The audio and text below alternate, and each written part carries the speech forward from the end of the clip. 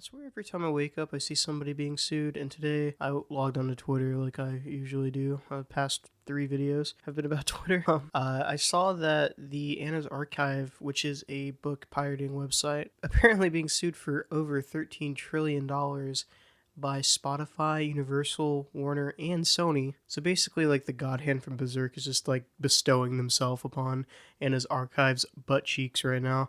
It's going crazy, and Anna's Archive is a pretty important website. They do a lot of great things, including just preserving media. They usually do books, and I guess this was, according to their blog, a way of going outwards into preserving music. Apparently, they just copied like all of Spotify, which is like, according to them, like 300 terabytes. So now they have that, and now we are getting into the weeds. It's going to be pretty bad. They've already gotten a couple of their links. They have a shit ton of mirror links, and apparently they've already been nuked, a lot of them. I was able to get to one, but I don't know how long it's going to be there. It seems like there's a lot of information that isn't being seeded right now. I'm not sure if that's usual. You can see that they have hundreds of terabytes of books. I think this website's pretty important just because they have a science board, which basically is just a bunch of scientific research, and I think that should be free anyway. So yeah, that's pretty useful, and it's going to be kind of sad to see that. This website reminds me a lot of Internet Archive in a way. And I did want to give a little bit more background on Internet Archive because it is a very similar website, and I actually think that this website's a little bit better than Anna's Archive just because it doesn't just be a torrenting website. It does properly archive things and make it a little bit more sanitized for corporations so they don't actually try what they are doing with Anna's Archive. So if you go over here to Internet Archive, you'll see tons of stuff, arts, music, movies. But unlike Anna's Archive, you actually do need to borrow books. Borrowing books is the way to go here. So as you can see, it's unavailable because someone's currently reading this book. If I wanted to read this book, I would not be able to. But as you can see, it has a limited view. That's something that I think Internet Archive does a little bit better to retain their image. I think that they kind of do a little bit better on that. As you can see, if you go here, you can literally just search links to instant downloads, which is fine. I have nothing problem with that, but of course that's going to cause issues, and it will, be a pretty big deal. But as you can see, academic papers are a big thing on here.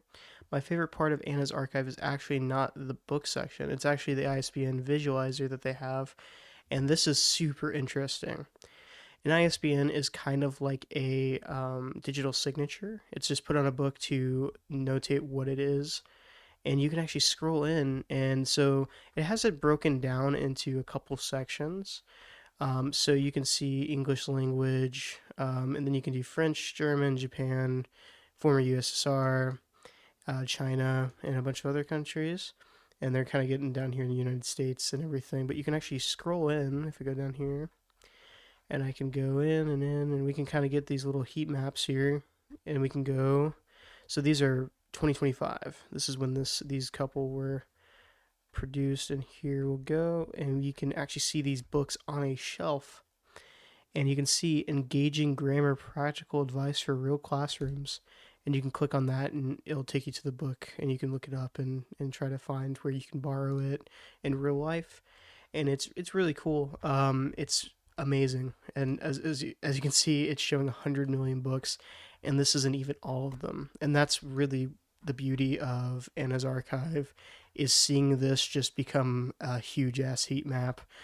I think this is probably one of the coolest things to grace the internet, and there's so many. It didn't even load a lot of it, and some of this stuff isn't archived yet, so there's nothing here. But it's really cool, and I think it's such a shame that basically these companies would burn the Library of Alexandria.